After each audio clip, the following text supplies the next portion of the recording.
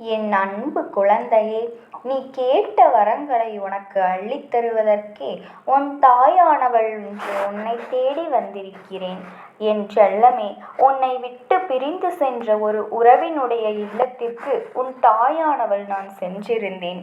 என் குழந்தையே, அங்கு நான் கண்ட காட்சி, அங்கு நான் கேட்ட வார்த்தைகள், இவை எல்லாமே உன்னுடைய தாயானவளின் மனதில் எவ்வளவு மனதளவில் வேதனைப்பட வைத்தது. என் தங்கமே, இப்படியும் கூட இருப்பார்களா? இப்படியும் கூட இவர்களால் பேச முடியுமா? இப்படியும் கூட இருக்கிறோமா என்ற எண்ணம் கூட இல்லாமல், சற்றும் சிந்திக்காமல் இது போன்று எல்லாம் இவர்கள் பேசுகிறார்களே என்று நினைத்து என்னுடைய மனது மிகவும் வேதனைப்பட்டது. என் குழந்தையே, நானும் அங்கு எதற்கு சென்றேன் என்று யோசிக்கிறாய்? என் தங்கமே, நீ உயிருக்கு உயிராக நேசிக்கின்ற உறவல்லவா அது. அது மட்டுமல்லாமல் காரணங்கள் இல்லாமல் இந்த உறவில் ஏற்பட்ட பிரிவு என் குழந்தைக்கு மிகவும் மன வருத்தத்தை கொடுத்திருக்கின்றது. இருவருக்குமே மனதிற்குள் அதிகமான அளவு அன்பு இருக்கின்றது. ஒருவரின் மீது ஒருவருக்கு அன்பு அதிகமாகவே இருக்கின்றது. இந்த வார்த்தையை எப்பொழுதும் மற்றவர்களிடத்தில் விட்டு கொடுக்க வேண்டும் என்ற எண்ணம் மட்டும் இருவருக்குமே இல்லாமல் வாழ்ந்து வந்தீர்கள். என் தங்கமே, இன்று அந்த உறவு பிரிந்து நிற்கிறது என்றால் அதற்கு நீ மட்டும் காரணம் அல்ல என்பதனை நான் புரிந்து கொண்டேன். ஆனால் அவர்கள் இல்லத்தில் இருக்கின்ற யாரோ ஒருவர்தான் இந்த பிரச்சனைகளுக்கு காரணமாக இருப்பார்கள் என்பதை புரிந்து கொண்டால்தான் அவர்கள் இல்லத்திற்கு சென்று அங்கு இருக்கின்ற சூழ்நிலைகள் என்னவென்று தெரிந்து கொள்ள வேண்டிய கட்டாயம் ஏற்பட்டுவிட்டது. உன்னுடைய உறவும் முதலில் உன் மீது வைத்திருக்கின்ற அன்பு எத்தனை பெரியது என்பதனை நான் கண்டு கொண்டேன். உன்னுடைய உயிரான உறவு யாரிடமும் பேசாமல் தனியாக அமர்ந்து கொண்டு கண்களில் கண்ணீர் ததும்ப நின்று கொண்டிருக்கிறார்கள். யாரிடமும் பேசுவதில்லை, யாரிடமும் பேசவும் விரும்புவதில்லை. யாரேனும் எதுவும் கேள்வி கேட்டால் மட்டும் பதில் சொல்லிவிட்டு சென்று விடுகிறார்கள். அவர்களின் மனநிலை இப்போது அப்படித்தான் இருந்து கொண்டிருக்கிறது. ஆனால் அவர்கள் இல்லத்தில் இருக்கின்றவர்கள் இதை பற்றி ஒரு சிறு துளி கூட கவலைப்படவில்லை. இவர்களின் மனநிலை எப்படி இருக்கின்றது, இவர்களுக்கு என்ன கஷ்டமோ, இவர்கள் வாழ்க்கை இப்படி இருப்பதனால், தனிமையாக வாழ்வதனால் அவர்களுக்கு மன கஷ்டமாக இருக்கின்றது. அவர்களுக்கு ஒரு நொடி ஆறுதலை கூட தெரிவிக்க அங்கு யாருமே இல்லை. தன்னுடைய கஷ்டங்களை தன்னுடைய மனதில் புதைத்து கொண்டு தன்னுடைய உயிரான உறவை தேடி வர முடியாமல் அவர்கள் அங்கே நின்று கொண்டிருக்கிறார்கள். அப்படி என்னதான் உன் வாழ்க்கையில் நடந்தது என்பதனை பார்த்த பொழுதுதான் நான் புரிந்து கொண்டேன். என் தங்கமே, இத்தனை சதி வேலைகளுக்கும் காரணம், உன்னுடைய உறவு பிரிந்ததற்கும் காரணம் ஒரு சில பெண்கள்தான். அது மட்டுமல்லாமல் இவர்களோடு ஒரு ஆணும் ஒத்துழைத்து களவாணியாக தேர்ந்து செய்து கொண்டிருக்கிறார்கள். அவர்களுடைய எண்ணம் என்ன தெரியுமா? உன்னுடைய வாழ்க்கையில் சந்தோஷம் இருக்கக்கூடாது. அதற்கு உன்னோடு சேர்ந்து வாழ்கின்றவர் தன்னுடைய குடும்பத்தில் உள்ளவர் என்பதால் முதலில் அதை பிரிக்க திட்டம் போட்டார். அவர்கள் நகர்த்திய காரியம் சரியாக உன் வாழ்க்கையில் விளையாடிவிட்டது. காரணமே தெரியாமல், பிரச்சனைகள் ஏதுமே இல்லாமல் உன்னுடைய உயிரான உறவு உன்னை விட்டு பிரிந்ததற்கு இடையில் இவர்கள் ஆடிய நாடகங்கள் எல்லாம் ஏராளம். இவர்கள் ஏகப்பட்ட நாடகங்களை எல்லாம் ஆடி அவர்கள் வாழ்க்கையில் உன்னை பிரித்து வைத்து விட்டார்கள். இப்போது என்ன நடந்தது தெரியுமா? அவர்கள் அங்கே என்ன பேசிக் கொண்டிருக்கிறார்கள் தெரியுமா? சிறு துளி அளவு கூட மனதில் ஈவு இரக்கம் இல்லாமல் பேசிக் கொண்டிருக்கிறார்கள். எப்படி அடுத்தவர்களின் வாழ்க்கையை கெடுக்கிறோமோ, அவர்களின் மனநிலை உணராமல் பேசுகிறோமோ, அவர்களுக்கு ஒரு சிறு துளி அளவு கூட ஆறுதல் சொல்லவில்லையே என்ற எண்ணம் துளி அளவு கூட அவர்களுக்கு இல்லை.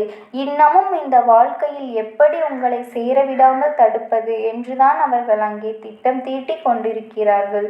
அது மட்டுமல்லாமல் அவர்கள் சொன்ன ஒரு விஷயம், ஒரே ஒரு வார்த்தை அம்மாவின் மனதை நிச்சயமாக வேதனைப்படுத்தியது. அதாவது உன்னுடைய உயிரான உறவும் பேசும்போது அவர்கள் வயிறு அத்தனை எரிந்து கொண்டிருக்கிறது. அவர்களின் மனதிற்கு அத்தனை கோபம் வந்ததா? அதாவது ஒருவர் சிரிக்கிறார் என்றால் அதை பார்த்து நாமும் சந்தோஷப்பட வேண்டும். மாறாக ஒருவரின் சிரிப்பில் இங்கே வயிற்று எரிச்சல் அடைந்திருக்கிறார்கள் என்றால் இவர்கள் எந்த அளவிற்கு கெட்ட குணம் கொண்டவர்களாக இருக்க முடியும் என்பதனை நான் புரிந்து கொண்டேன். இதில் முக்கியமான விஷயம் என்ன தெரியுமா? இவர்களும் இந்த வராகியானவள் அப்படியானால் முதலில் என்ன தகுதி இருக்கின்றது? இங்கே வராதீர்கள் என்று ஒதுக்கி வைத்து கொண்டிருக்கிறார்கள். என் தங்கமே, இந்த தாயானவள் நான் நிரூபித்து காட்டிவிடுவேன். என்னை வணங்குவதற்கும் ஒரு தகுதி வேண்டும் என்று அல்லவா? என் தங்கமே, அந்த தகுதி இவர்களுக்கு ஒரு துளி அளவு கூட இல்லை. அடுத்தவர்களின் சந்தோஷத்தை பார்த்து பொறாமைப்படுகிறார்கள். அடுத்தவர்கள் வாழ்க்கையில் நல்லது நடந்துவிடக்கூடாது என்பதில் மிகவும் கவனமாக இருக்கிறார்கள். யாரும் வாழ்க்கையில் முன்னேறிவிடக்கூடாது, யார் வாழ்க்கையில் சந்தோஷமாக இருக்கக்கூடாது என்று நினைக்கின்ற இவர்கள் எல்லாம் என்னுடைய பிள்ளையாக ஒரு நாளும் இருக்க முடியாது. அவர்களை நான் ஏற்றுக்கொள்ளவும் மாட்டேன். அப்படி இருக்கும்போது இவர்களுடைய எண்ணங்கள் என்னவாக இருக்கின்றது என்று எப்போதோ தெரிந்து கொண்டார்கள் அல்லவா? இவர்கள் வாழ்நாள் முழுவதும் அந்த துணையோடு உன்னை சேர்த்து வைக்க விரும்பவில்லை. இதற்கு என்னதான் அம்மா தீர்வு என்று நீ என்னை கேட்கின்றாய் அல்லவா? ஒரே ஒரு தீர்வுதான் இருக்கின்றது. உன்னுடைய உயிரான உறவு இவர்களிடமிருந்து வெளியே வர வேண்டும். இது முதலாவதாக தீர்வு. இரண்டாவதான தீர்வு, இவர்களை எதிர்த்து இவர்கள் முன்னிலையில் வாழ்ந்து காட்டுவதற்கான துணிச்சல் அவர்களுக்கு வர வேண்டும். இந்த இரண்டில் ஒன்று அவர்களுக்கு இருந்தால் மட்டும்தான் இவர்களை விட்டு விலகி நல்ல வாழ்க்கை உனக்கு கிடைக்கும். அடுத்தவர்களை சந்தோஷப்படுத்தி பார்த்துவிடக் கூடாது என்று அதற்காகவே கங்கணம் கட்டி அலைந்து கொண்டிருக்கிறார்கள். இது போன்ற மனிதர்களை எல்லாம் நம்மால் திருத்த முடியாது. அதைவிட அவர்களை விட்டு விலகி செல்வதுதான் மிகவும் நல்லது. நீ உன்னுடைய உயிரான உறவு அங்கே இருக்கின்ற தைரியத்தில்தான் அவர்களுக்கு எந்த கஷ்டமும் இல்லாமல் வாழ்ந்து கொண்டிருக்கிறார்கள். அங்கே அவர்கள் உன்னோடு வந்து பேசாவிட்டால் அவர்களுக்கு கிடைக்கின்ற நல்ல விஷயங்கள் எல்லாம் தட்டி போய்விடுமோ என்று, அவர்களுக்கு கிடைக்கின்ற லாபங்கள் எல்லாம் உனக்கு வந்துவிடுமோ என்று பயந்துதான் இது போன்ற செயல்களை அவர்கள் செய்து கொண்டிருக்கிறார்கள். அதை அவர்கள் வாயாலேயே ஒப்புக்கொண்டார்கள். அதனால் என்னுடைய பிள்ளையே, இவர் உனக்கு மிகவும் நல்லது. அதிகமான கெட்ட எண்ணங்கள் பாம்பின் வாயிலிருந்து வருகின்ற விஷயத்தை விட கொடுமையானது. பேசுகின்ற வார்த்தைகள், இந்த வார்த்தைகள் எல்லாவற்றையும் சந்தித்து விட்டாய். எல்லா விதமான மனிதர்களையும் பார்த்து விட்டாய். அதில் இவர்களும் ஒரு ரகம் என்பதை புரிந்து கொள். பேசுகின்ற வார்த்தைகள் அதிகமாக இருந்தாலும் அவர்கள் என்னதான் சொன்னாலும் இனி உன் வாழ்க்கையில் நடப்பது எல்லாமே அவர்கள் மூக்கின் மேல் கை வைத்து பார்க்கக்கூடிய அளவில்தான் இருக்க போகின்றது. அதனால் என்னுடைய குழந்தை, இனி உன் வாழ்க்கையில் நடக்கின்ற விஷயங்களை பற்றி எல்லாம் கவலைப்படாமல், இது போன்ற மனிதர்கள் அங்கே இருக்கத்தான் செய்வார்கள். அவர்களை நாம் என்ன செய்தாலும் திருத்த முடியாது. ஆனால் இவர்களுக்கு தண்டனை கொடுக்க முடியும். இவர்கள் வாழ்நாளில் மறக்க முடியாத தண்டனையை நிச்சயமாக பெறுவார்கள். ஆனால் இன்னமும் ஒன்று சொல்கிறேன், எத்தனை பெரிய தண்டனைகள் கிடைத்தாலும் அவர்கள் தவறினை அவர்கள் ஒப்புக்கொள்ளப் போவதில்லை. அத்தனை கேடு கெட்ட மனிதர்களாக இவர்கள் இருக்கும்போது இவர்கள் இந்த உலகத்தை விட்டு சென்றாலுமே இவர்கள் செய்த பாவங்கள் எல்லாம் அங்கேயேதான் நின்று கொண்டிருக்கும். அந்த அளவிற்கு மோசமான செயல்களை செய்து வாழ்க்கையில் கெட்ட பெயரை சம்பாதித்து வைத்திருக்கிறார்கள்.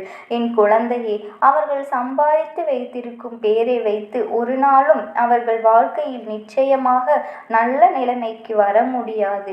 அந்த அளவிற்கு சோதனைகளையும் வேதனைகளையும் அவர் அனுபவிக்க போகின்றார்கள். என் குழந்தையே, நீ இதை பற்றி எல்லாம் சிந்திக்காமல் அவர்களுடைய வாழ்க்கையை பற்றி சிந்தித்து கொண்டு உண்மையான அன்பு இருவருக்கும் இருக்கும் பட்சத்தில் இடையில் என்ன நடக்கும், என்ன நடந்தாலும் சரி, உண்மையான அன்பு சேர்ந்துவிடும். அந்த அன்பு ஒரு நாளும் பிரிந்து விடாதே என் தங்கமே. அதை நீ புரிந்து கொள்ள வேண்டும்.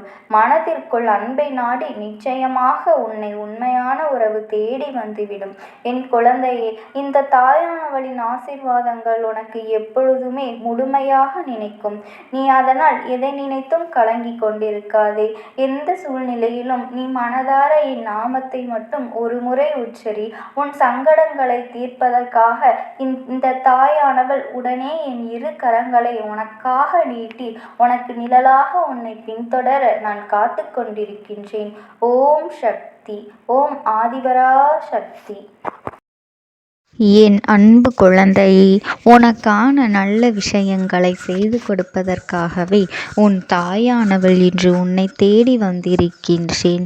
என் தங்க குழந்தையே, உனக்கு எதிரிகள் இருக்கின்றார்கள் என்பது கூட புரியாமல் நீ இதுவரை நின்று கொண்டிருக்கின்றாய். இவர்கள் வாழ்க்கையில் நாம் என்ன செய்து விட்டோம் என்று நமக்கு எதிராக நிற்கின்றார்கள் என்று நீ குழம்பி நிற்கின்றாய். என் தங்கமே, இது போன்ற சூழ்நிலையில் உனக்கு சில நேரங்களில் இந்த வாழ்க்கையின் மீதே வெறுப்பு வந்து விடுகின்றது. நாம் முன்னேறுவதற்கு என்ன செய்தாலும் இவர்கள் தடுத்து நிறுத்துகின்றார்களே. நாம் எந்த ஒரு விஷயத்தை செய்ய தொடங்கினாலும் அங்கு நம் பெயரை வேண்டும் என்றே கெடுக்கின்றார்களே. அப்படி அவர்களுக்கு என்னதான் வேண்டும்? இவர்களை கடந்து என்னால் வாழவே முடியாதா? என் அம்மா, இந்த எதிரி இல்லாத வாழ்க்கையை எனக்கு தாருங்கள் என்று என்னிடத்திலே நீ கேட்கின்றாய் அல்லவா? என் தங்க பிள்ளையே, உன்னுடைய வாழ்க்கையில் நடக்கின்ற ஒவ்வொரு விஷயங்களும் உன் மனதை மிகப்பெரிய அளவில் காயப்படுத்துகின்றது. எதுவுமே உனக்கு எதிராகத்தான் இருக்கின்றதே தவிர உனக்கு சாதகமாக எதுவுமே நடப்பது இல்லை. என் தங்க குழந்தையே, இதுவெல்லாம் உன் கண்களுக்கு தெரிந்த எதிரிகளிடத்தில்தான் இத்தனை பிரச்சனைகளும் இருக்கின்றது என்று நீ நினைத்து கொண்டிருக்கின்றாய். அம்மா உன்னுடைய கண்ணுக்கு தெரியாத ஒரு எதிரியை அடையாளம் காட்டுவதற்காகத்தான் இங்கே வந்திருக்கின்றேன். இதையும் நீ தெரிந்து கொண்டால் உன்னுடைய மனது இன்னும் வேதனைப்படும் அல்லவா? இந்த வாழ்க்கையின் மீது உனக்கு இன்னும் வெறுப்பு அதிகமாகி விடும் அல்லவா? என் குழந்தையே, நீ நினைக்கலாம், அம்மா, நான் இந்த வாழ்க்கையை வெறுத்து ஒதுக்க வேண்டும் என்றுதான் நீயும் நினைக்கின்றாயா? நான் இந்த வாழ்க்கையை விட்டு சென்றுவிட வேண்டும் என்றுதான் நீ ஆசைப்படுகின்றாயா? எதற்காக இப்படி என் தலையில் குண்டை தூக்கி போடுகின்றீர்கள்? எனக்கு கூடிய விரைவில் விடுதலையை தாருங்கள், எனக்கு நிம்மதியை கொடுங்கள் என்று நீ என்னிடத்திலே கேட்டாய் அல்லவா? என் அன்பு தங்கமே, இந்த அம்மா முழுவதுமாக சொல்லி முடிக்கும் முன்பே நீயாக எதையுமே தவறான கருத்தில் புரிந்து கொள்ளக்கூடாது. அம்மா எந்த ஒரு விஷயத்திலும் காரணம் இல்லாமல் உன்னிடத்தில் வந்து சொல்ல மாட்டேன். இது நீ நன்கு அறிந்த விஷயம் அல்லவா?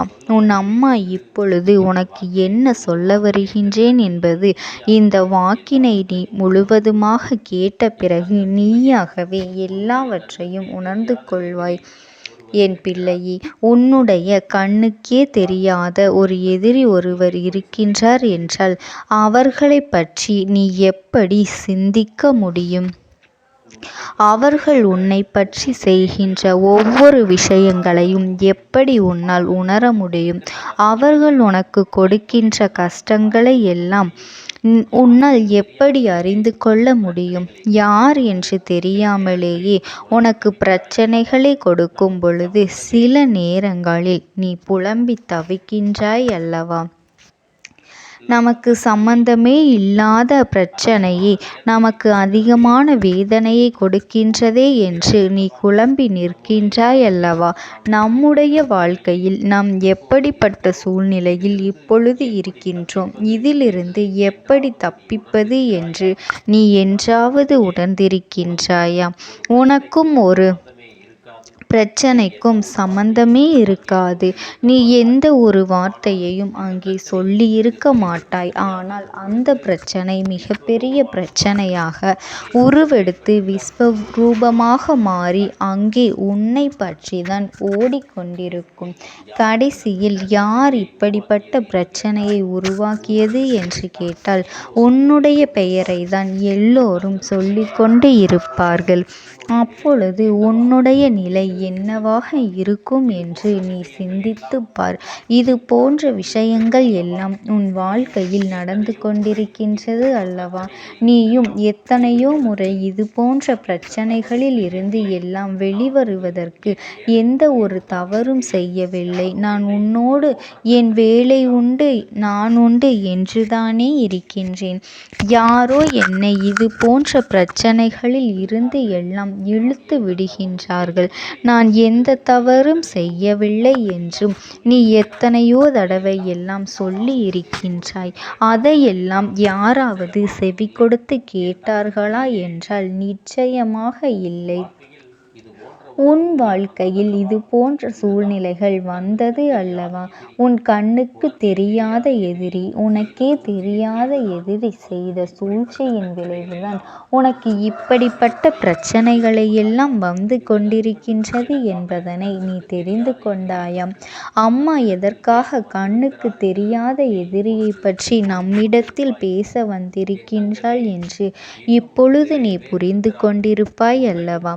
என் தங்கமே, இன்னும் நிறைய பேர் இருக்கின்றார்கள். உன்னையும் உன்னுடைய நடவடிக்கைகளையும் எந்நேரமும் கவனித்து கொண்டே இருக்கின்றார்கள்.